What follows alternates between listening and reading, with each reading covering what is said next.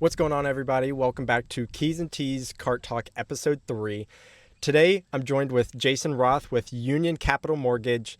Today, we'll be talking about mortgage needs for first-time homebuyers.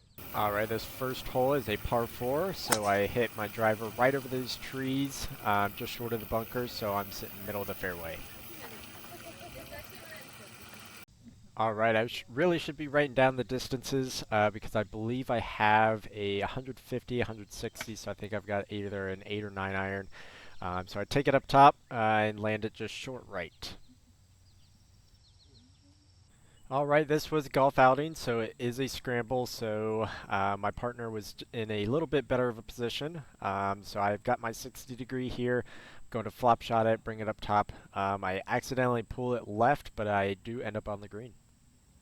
Alright, here you'll see me learn how fast these greens really are. I line it up, I think I have a perfect line. I am the first putter of the scramble, and I hit it, just missed a little right, and it rolls for days. Alright, question number 1 for Jason is simply going to be, what is a mortgage? First-time homebuyers usually don't know exactly what that is, so here he's going to explain it. So mortgage is the credit to buy something that basically you cannot afford to pay cash for. So a mortgage is the bank financing the difference between what you have as a down payment and the total cost of the home. 120 yards out, I've got my 52 degree, and I'm aiming here right, but I pull it left. It ends up okay though. I don't think we use it. First-time homebuyers often don't know how much money they need to actually buy a house. So usually you'll have programs that start as low as 3% for a conventional loan and 3.5% for an FHA loan.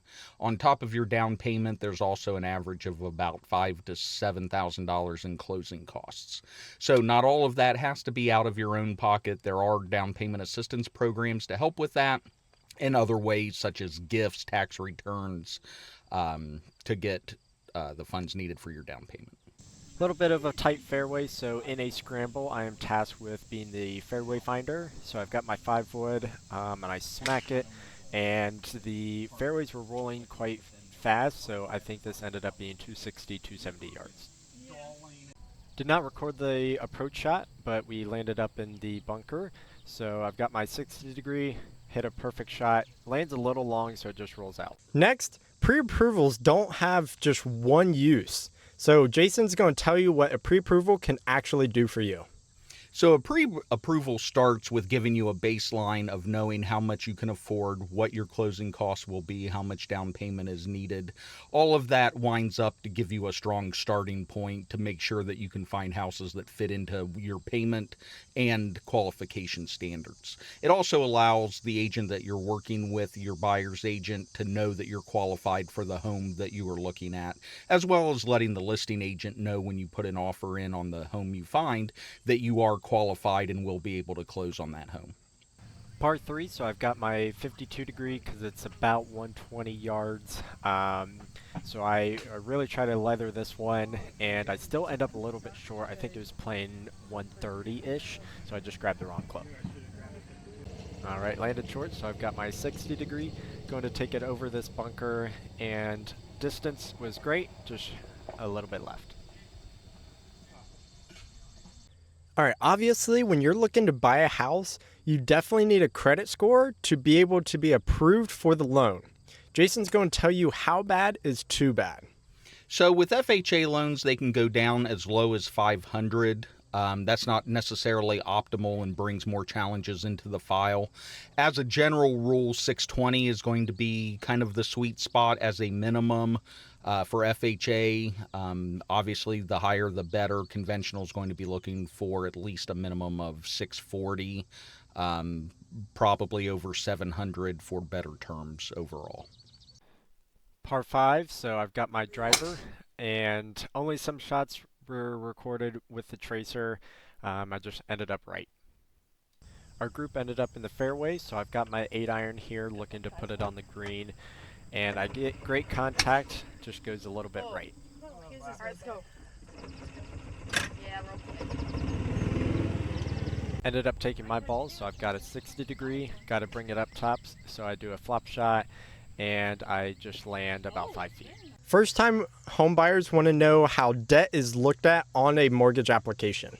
So from the beginning, the best way to start is letting us pull a credit report. From there, we can see what active accounts you have, what may need paid off, and what may not need paid off. A lot of times, new or first-time home buyers will say that they're working on the credit and try to make just minimum payments to reduce debt.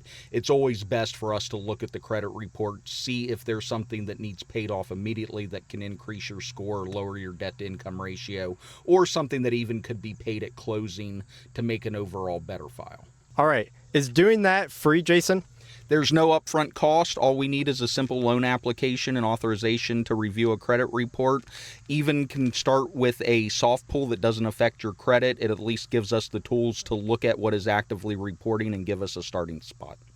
Par 4 up the hill, and it's a blind one, so I've got my driver. I hit it straight down the middle. It fades about 5 to 10 yards to the right, so we end up just short of the green and in the trees here. So I've got a 7-iron because I just want to punch it out, and so I'm just going to barely hit this. As a golfer, you know this is a tough shot. Hits the cart path, kind of dies the ball a little bit, so we just end up short of the green. All right, there are loan applications going out every single day, and this one thing surprises so many applicants. So there's actually two things that seem to be most common as being surprising. One is going to be the actual amount that you're pre-approved for. A lot of buyers have a certain house in mind and can be either well qualified above or underqualified. Going back to the earlier conversation about why pre-approval is important and having a solid number from the start. The second thing that seems to be most surprising is the actual costs of the loan. Tying into the previous point as well, that there are closing cost, inspection fees, appraisal fees, and other costs that can pop up during the loan process that should be accounted for from the beginning. How's the shot, Dylan? Oh no is right. We ended up right on this par 4 here. Luckily, I have a partner that bails me out, so I've got 100 yards here, so I've got a 56, and bring it pretty high, and I land just right. All right, a lot of time, first-time homebuyers or even veteran homebuyers look at online mortgage calculators to understand how much they can afford. But Jason's going to tell you if you should or should not be doing that. So online mortgage calculators will get you in the ballpark. Some are more accurate than others. A lot of them are not accurate on the property taxes for the property, or assume that you're putting a large 20% down payment, or they may even totally leave out mortgage insurance from the calculation. Your best bet is to get with your loan officer and run numbers specific to the property you're interested in, so everybody's on the same page going in if you plan on making an offer or going into contract. All right. This par 3 is playing like 155, 160, so I've got a 9-iron, and I hit it as perfect as you can, but I just land a little bit short left. Since I landed short, I've just got a simple chip up, so I've got my 60 degree leaning forward since the ball is above my feet, and I just put it right onto the green just short of the pin. As a realtor, I hear so many horror stories of what buyers do right after getting pre-approved. Jason's going to tell you what to do and what definitely not to do after you get pre-approved. Do not apply for new credit. Do not apply for anything that requires a social security number. Do not finance anything. We look at your credit report as it stands, and that's what we are basing our information on. So any new information may throw your debt to income ratio over an approvable amount and create problems further in the loan process. Leave everything alone. If you do have to incur new debt, always check with your loan officer to make sure that it fits into your overall plan to be able to get to closing. And that also means don't get a new job and don't have anybody send you a crazy amount of money directly to your bank account. All right, just off camera, Jason told me this hilarious story that tied back to the previous point. So here it is. Again, no establishing new credit. There was an instance once years ago where a borrower had got pre-approved, was getting ready to close, and ended up going to Petland and financing a dog for their new family, for their new home, which ultimately threw them out of qualifying range, and basically they had to return the dog to Petland to clear the credit issue before they could close. So again, no new cars, no new dogs, no new furniture. Wait till after closing for all of that. You don't want to do anything that can possibly derail the entire process without checking with us first. You got to get your priorities straight. Dog or new house?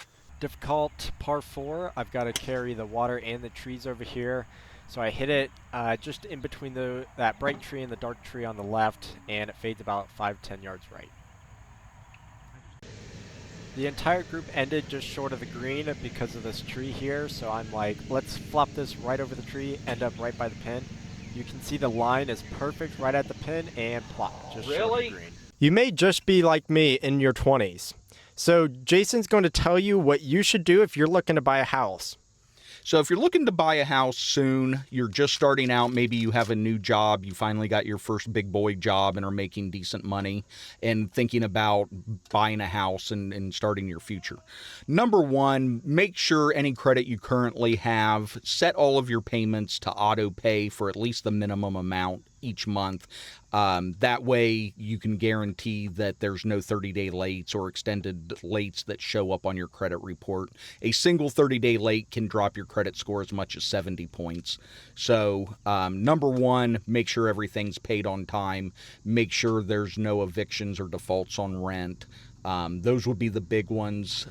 Secondary, obviously, we talked about earlier that there's down payment assistance that's available, but you want to have extra money available for the extraneous costs that aren't just the fixed down payment and closing costs that you may need. So the more prepared you can be with having some money in the bank, having your credit tuned up as good as possible, making sure there's no lates, obviously help a long-term plan of getting you into your home when you're ready. And then as soon as you are, give myself and Jason a call. Thank you so much for tuning in to Keys and T's Cart Talk Episode 3. To finish out here, like I said, it was a golf outing. The second 9 was glow in the dark, so here's all of our glow in the dark content. Hope you guys enjoy. Make sure to leave a like, subscribe, comment, whichever platform you're on, so you never miss another video.